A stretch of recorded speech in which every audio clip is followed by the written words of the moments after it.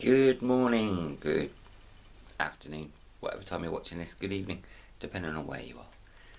Welcome. Just a little update video just to let you know where I am, what I've been doing. It's been a while. It's kind of hard, it's a bit of a balance. It's a good thing to get into during lockdown, but it's also quite a hard thing to get the energy to want to do. The excitement I'm finding is coming and going. So it's like I'll have one day where I really want to get up and do stuff, and then I'll have another day where I just can't be bothered. I've spent so many days in bed just playing PlayStation just because the want to get up and do stuff is lacking somewhat because there's no need, I suppose. Government money's coming in, so all good. Bills getting paid, just have to stay at home. So what have we been up to? Let me show you. So a little pause. Now spin it round so you don't get sick. Right, this is a troublesome corner because there's so much going on. So we've got the lower levels done.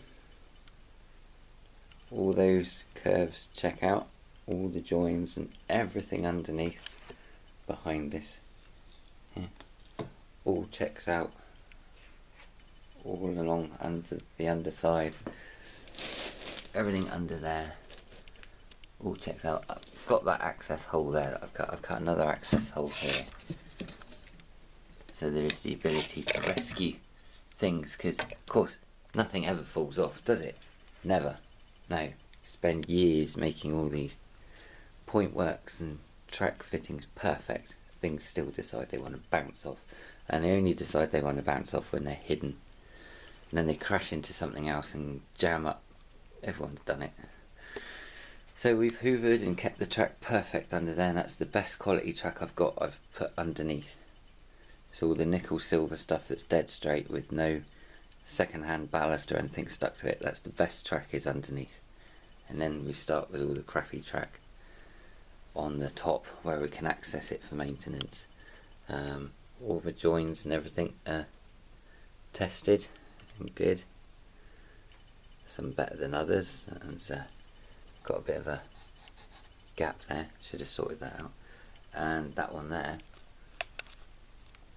oh, as you can see, never good to have a wide gap like that on a corner. Should have spaced those, but again got sidetracked, but it works. So all the sleepers either side of that gap are pinned down nice, and it does work, so that's fine. Which brings us back up round here. We've started on the inside elevation, so that's okay. That's a nice level, that's fine. And then we're back up round here, and we come along to this. Now this is my Bachmann Colette. Now the reason this one's out is because this is my nemesis. This train, the tender is really light and likes to bounce off any corner that's too tight. Any join that's not perfect, that tender will bounce off. So also the engine itself, it is 6 wheels, but a lot of the Hornby 6-wheel stuff will fly over joints which are pretty terrible, but this one seems to be particularly picky, which is good, because if I can get this train to go all the way around, all my others will go around no problem.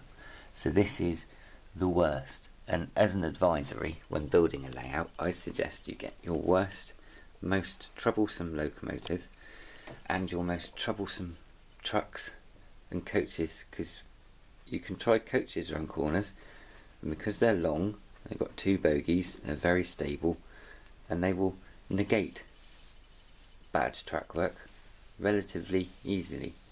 But you get the little trucks, your little coal trucks and your little mineral wagons, your 4-wheel ones, they're very light, they're very small, and those will bounce off. So get a train of those pushing around. Test all your track, all your corners, all your joins with all your really dodgy vehicles, and then once you've got that done, mastered, all your good vehicles will just fly around, so that's fine. So here we go. This one here is on a corner. Now there's the join. Doesn't look perfect, but this one goes around, no worries.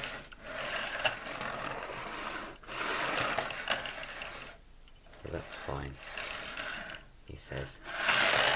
Look at that. So if you push it too hard, it bounces off anyway. No, that seems fine. There. And back up. You can also hear how loud this polystyrene is now. See, that negates that fine. And then the loco. Put him on. And we'll just give him a gentle push. And he slides through that absolutely fine. That's not too bad. Then we go to this track. Now this track's not glued down yet for obvious reasons. See, reasonably well through there, doesn't jump off.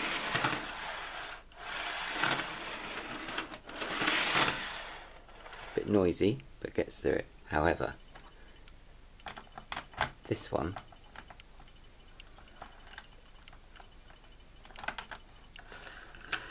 put you back there. This one, oh, bit there, won't move. Bit tight, so that needs to come in, needs to be gauged slightly better. So it's glued down, but this stuff's okay. You just run a knife under that and it will lift up, and then you redo it. And because this end and this end's glued down, it's easier to sort out that middle. And that's about it. That's where I'm at. I've glued all this down. This is glued down. Track splits here, widens here so it can go around the corner. Just for ease, I've used third radius on both those, and I'll use it back there as well, a third radius, because the tracks are so far apart, provided you split them here so there's enough room so they don't hit each other as they go around the bends.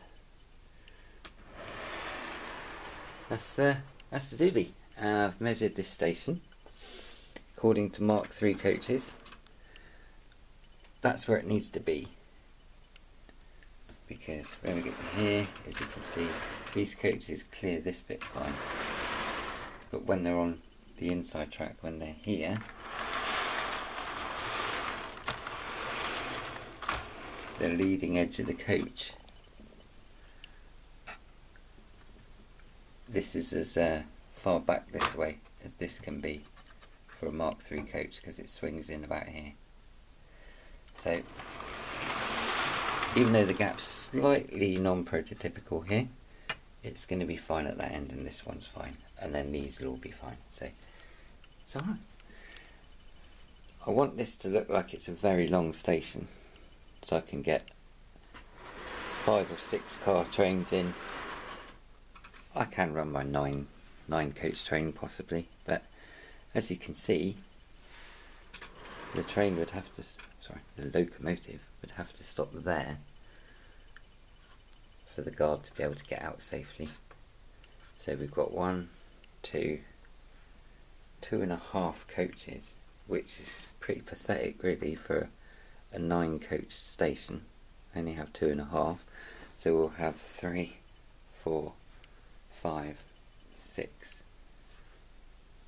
We're looking at, we probably only get 7 in if we want to keep the bypass track clear.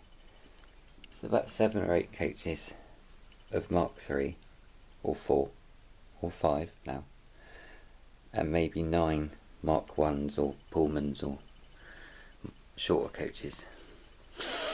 So we'll see.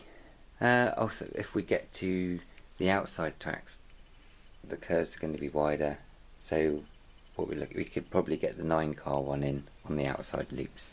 Also the station will be, the middle one will be down to here because there's no points in it, so that will be longer, and then the curves will go around. So yeah, it's doable, it's doable. So we've got a 6 platform station with long trains.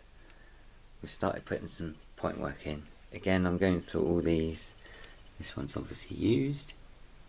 Excuse my nerves.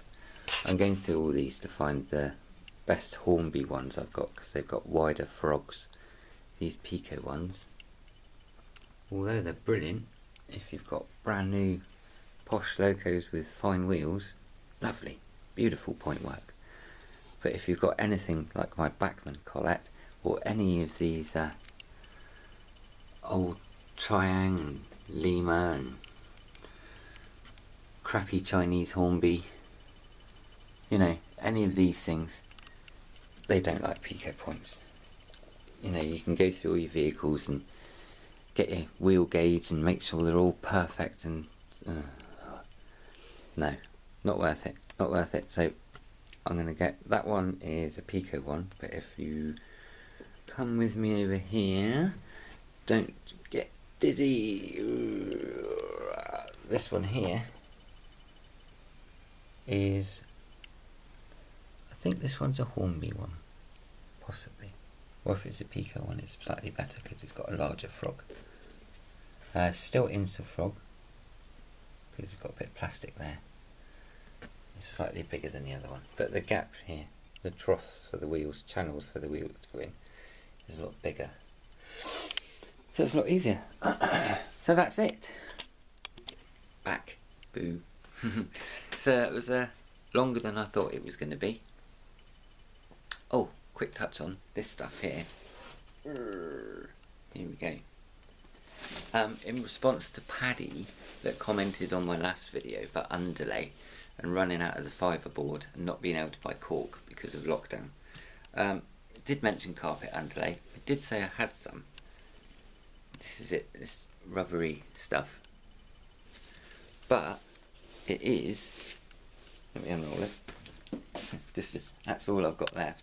Not very much. But as you can see, he says, I'll try and figure this out. Should have done this before I turned the camera around. Thickness wise, let's get some good lighting on there. Oh, actually, I'll show you on the track. Spin you around again. So this is the underlay on the track, which is a lot higher than some cork, but 4mm. Most cork is about 2. But if I show you around here on the station, it's the same height as the fiberboard I was using. So straight in, no problem, fill any gaps. And show you on these. Remove this. Move you, move it down. When laying under FlexiTrack, it's so easy. Look at that. Just, you can bend it and it doesn't lift up. You know, you can factor in any track pattern. You know, it's actually really good to work with, and because of it, it's been stitched. And if you can see that, it's a bit lighter.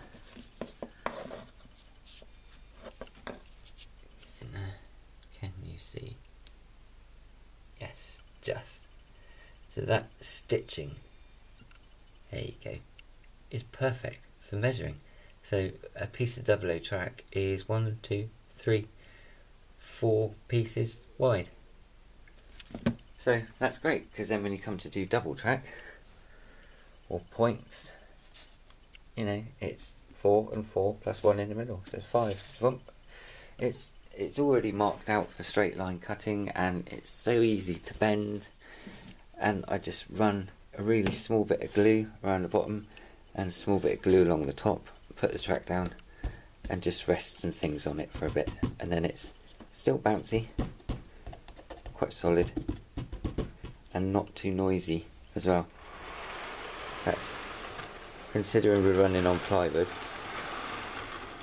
that's not too bad. I found with cork, when you lay the cork down, it's not too bad, and you put a track on it, it's all good.